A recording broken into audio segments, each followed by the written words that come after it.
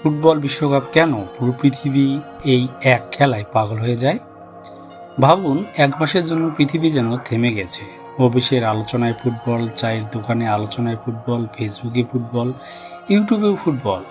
এমনকি যারা সারা বছর ফুটবল দেখে না, তারাও বিশ্বকাপ এলে হঠাৎ ফুটবল বিশেষজ্ঞ হয়ে যায়।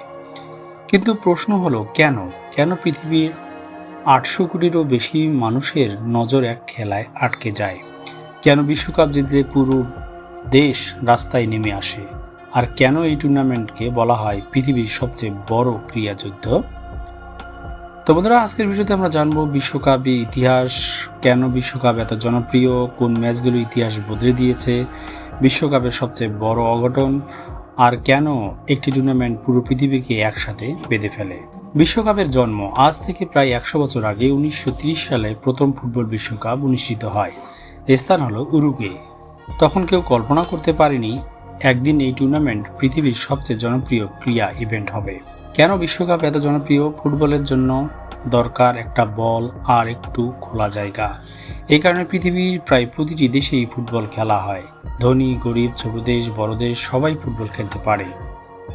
বিশ্বকাপের সবচেয়ে অবিশ্বাস্য মুহূর্ত ১৯৫০ সাল ব্রাজিল নিজেদের মাঠে বিশ্বকাপ জিতবে বলে সবাই ধরে নিয়েছিল, কিন্তু উরুগুয়ে সবাইকে চমকে দিয়ে জিতে যায়। পুরো স্টেডিয়াম স্তব্ধ হয়ে যায়।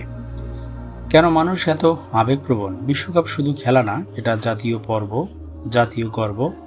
যখন একটি দল জেতে তখন শুধু ১১ জন খেলোয়াড় জেতে না, পুরো দেশ জেতে। বিশ্বকাপ এবং অর্থনীতি। বিশ্বকাপ থেকে আয় হয় billion billion dollar. Stadium, TV সম্প্রচার, স্পন্সর, বিজ্ঞাপন সব মিলিয়ে এটি পুরো পৃথিবীর সবচেয়ে বড় ক্রীড়া ব্যবসাগুলোর মধ্যে একটি। বিশ্বকাপ কেন মানুষকে এক করে? রাজনীতি, ভাষা, ধর্ম সবকিছু আলাদা হতে পারে, কিন্তু বিশ্বকাপের সময় একটি ম্যাচ কোটি কোটি মানুষকে একসাথে দেখে, একসাথে চিৎকার করে, একসাথে আনন্দ করে।